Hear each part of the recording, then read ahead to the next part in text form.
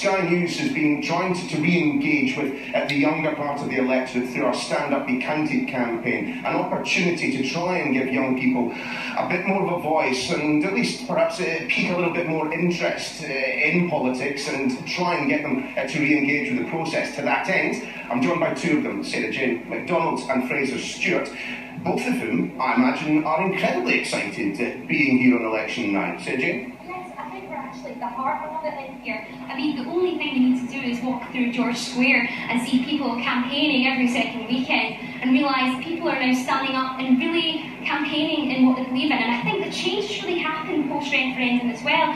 The first time I had the opportunity to vote, I was just turned 18 years old and I just finished my higher modern studies at school. However, unlike a lot of young people, I was really passionate about it. I'm not best convinced that the majority were. I think that after the referendum, that's really changed. Fraser, I mean, can we attribute all of this to the referendum itself? I mean, I remember coming back up to Scotland in March of last year and literally being gobsmacked by the way in which people were engaging, everywhere. Pubs, clubs, on the street corner. I mean, everyone had an opinion.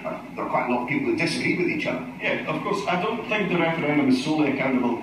I think it does serve as a catalyst to kind of open people's eyes to what they may or may not have believed in beforehand. People were awoken to this idea that maybe this isn't as good as it can possibly be, maybe we can have a bit more influence, maybe people do actually want to listen to what we have to say. And of course, young people engage with the news in rather different ways than, for example, my mum and dad. I mean, it's also an opportunity to engage with politics. I mean, how important, in your mind, Sarah Jane, I mean, has social media and the like been in getting people out to vote? I mean, looking at the SNP figures, you'd say pretty significant. I would definitely agree with you. I think that social media has actually been imperative.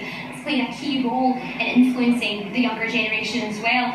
Most of us round about our age are really tech savvy and we use social media such as YouTube, Facebook, Twitter, and politicians are really engaging. They're speaking to people online and they're reaching out and they're encouraging people to believe in a cause as well, and they're educating the population by getting on the internet and spreading a message. And young people getting involved in politics, and young people getting involved in politics, Fraser, in a way, not just at the grassroots and campaigning, but at the same time, we're seeing people like Mary Black, the candidate standing against Douglas Alexander, and proposer to believe we're going to have a 20-year-old MP in that.